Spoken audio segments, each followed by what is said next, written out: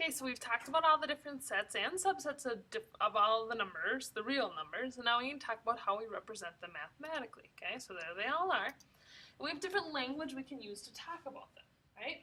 Okay, the first is called roster notation, and in roster notation, what we do is we list all of the elements of the set. Okay, so earlier were talking about the set of students at Mankato East, and we could do roster notation. Let's say we're just talking about the grades, a set of grades. We have the 9th graders, you have the 10th graders, you have the 11th graders, you have the 12th graders.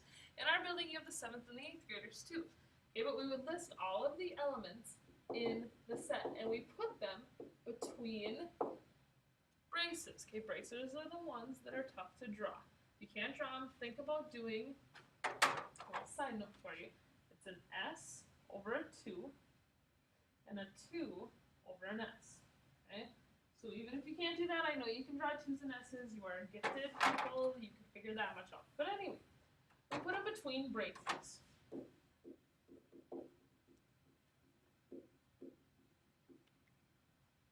And when we put them between braces, this gives us a chance to look at kind of how many elements there are. Is it a finite set?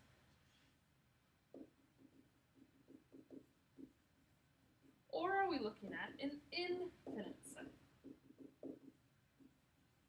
And what this gets us into is, can you count the number of members? If it's an infinite set, you cannot count the number of elements in the set. A finite set, you can. Okay, so a finite set might be all the whole numbers, 10 and under. Okay, so you might have the natural numbers 10 and under would be 1, 2, 3, 4, 5, 6, 7, 8, 9, 10. Finite because it stops. So those are the natural numbers that are less than or equal to 10. Or if we take away that less than or equal to 10 part, if we start talking just about the natural numbers, oh, there's infinitely many. You can count as much as you want. Okay, so roster notation kind of helps us distinguish that. Braces, commas, you're making a list. You need commas in a list. Okay.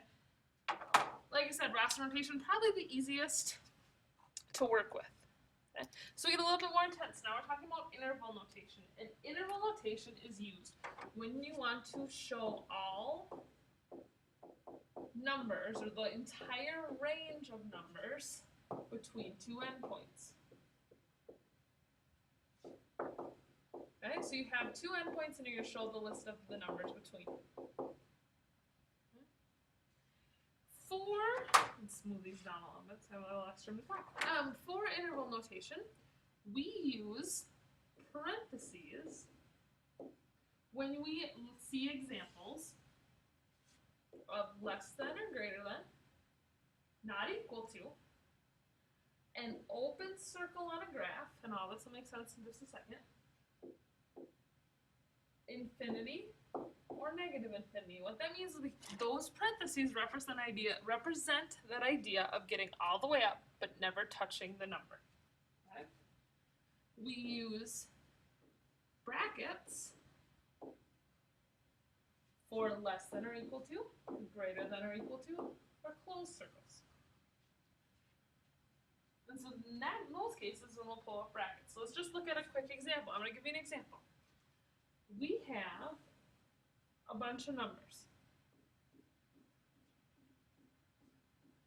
Okay, so I have negative 6 to 1. And I want to write all of these numbers in here. So I'm shading to show that I'm living between these two. I want to write them in interval notation. That's what we're talking right now.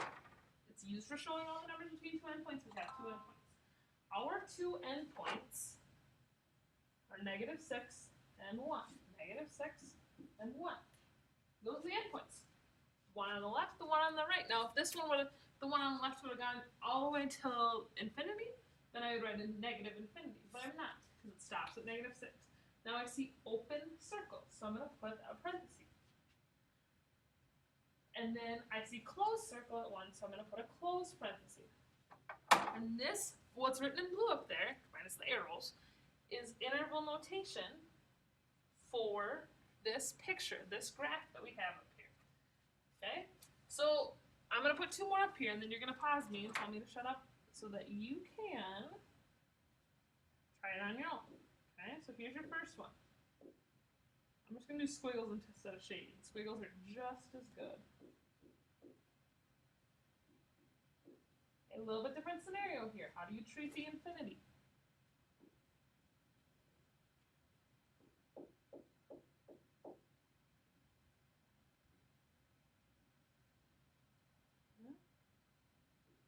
So 2 for you to tackle. Ready? Pause me. Okay, check your work. How'd you do? Looking at number 2, you start over here at negative infinity. That's something maybe you want to keep in mind. When we're way over here, when we're touching that left arrow, that's negative infinity. Over here, that's positive infinity. So we go negative infinity with a parenthesis, not a bracket, up to an open circle at negative 5. That's where the parentheses come from, right? These are parentheses. This is a bracket. Okay? Important things to know.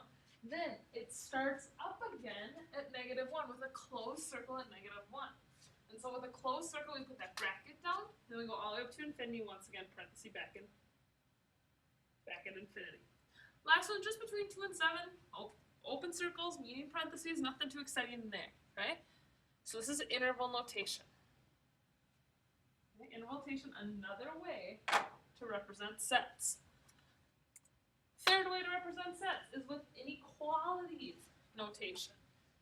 Okay? Inequality notation is a lot like interval notation in the sense that it uses endpoints, but instead of brackets and parentheses, we use less than, greater than, less than or equal to, or greater than or equal to. Okay? And as a result, that's why it fits with interval. Okay, so that first example that we looked at before, going from negative 6 to 1. Let's look at that, but now with inequality notation. Okay, so 1.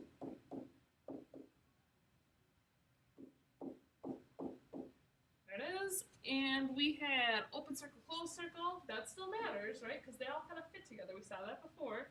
And we were talking about everything in here. Well, all those numbers in there can be represented with an x. Think of this as an x. X is between negative 6 and 1. It sits between them. X has an open circle at the negative 6. That means x can't actually equal negative 6. However, if we look at it, this says that x will be greater than negative 6. Negative 6 is the smallest it can be. The biggest it can be is all the way up to and including 1. So this interval is written negative 6 to 1 like that. Okay. If you want to think about it, you're saying that everything where x is greater than negative 6, but it only goes up to negative 1. We just put it all together because it's a little bit easier to think about when we can see it in a string. You can pick out the endpoints more easily. Okay, so here's 2 examples for you to try. I'm going to put them up. You're going to pause. It's going to be awesome.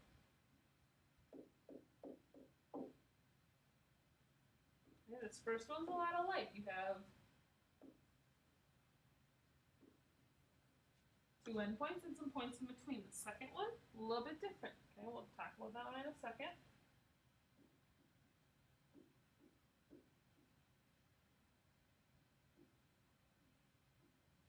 Here we're doing some things going to infinity. Okay, so pause me. Okay, check your work. How'd you do? If you did it correctly, in this first one, you have endpoints of 4 and 9. Okay, and in those endpoints of 4 and 9, x is between and happens to be where you're going to use the equal to on both your inequality symbols. In the bottom one, on the left-hand side, we have some x's over here. X could live in this group of numbers. What that means is x is going to be less than or equal to negative 2. Equal to because the circle is filled in. Over here, x could also be over here, where it's greater than 2. Since x has 2 choices, everywhere else it just had 1, we put the word or in between. Okay, I didn't really talk about that, but now you know. Okay, so the word or is in between. That's inequality notation. Fits very, very closely with interval notation. We could easily write these in intervals, right? Here, let's see, we have an open circle, a -6, and a 1 with a closed circle or a bracket. Okay. Here we have two brackets because both of our circles are filled in. Down here, we're coming all the way from -infinity up to -2, or we're starting at 2 and going to positive infinity. Those kind of look like ordered pairs, not ordered pairs. Different thing, different idea here. Okay. Last one is probably a little bit toughest. We're writing math sentences. It is called set builder notation. Okay. We use the properties or the defining characteristics or what is special of our elements to write a math sentence.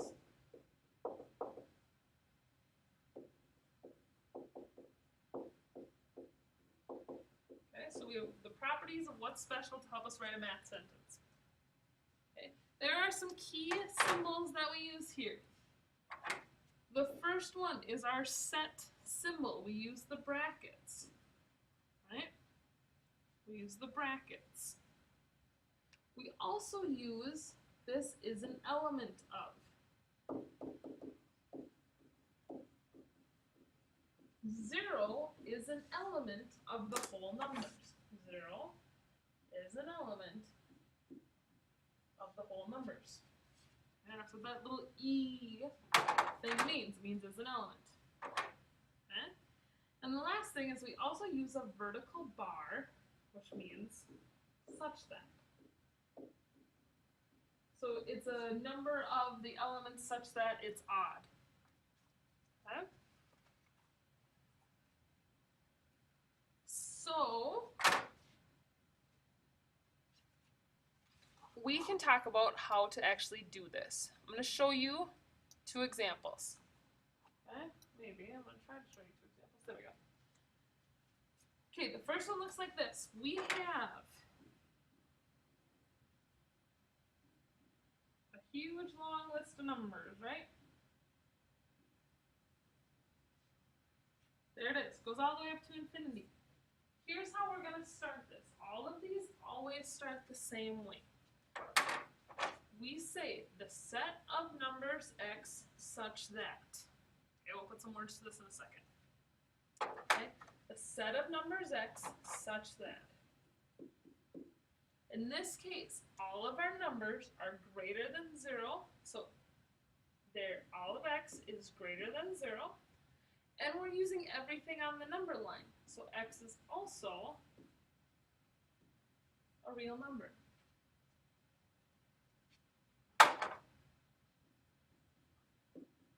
All numbers x, that just means any number you can think of, such that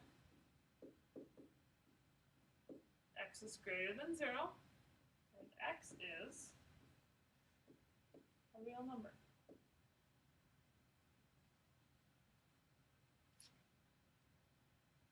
All numbers x, such that x is greater than 0, and x is a real number.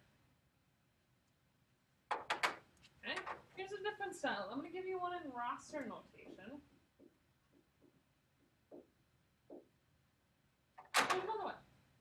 We're going to start it with all of our numbers, x such that. Well, here, x is between 1 and 5. X is between 1 and 5. But what kind of numbers are these? Well, these are, x has to be a natural number, no decimation here. Okay, this is the most difficult one. This is one you're going to have to practice a lot, so we'll do lots of practice with this. But in the meantime, we've covered 4 different ways to talk about sets. So we know what that sets are, and now we have 4 different ways to talk about them.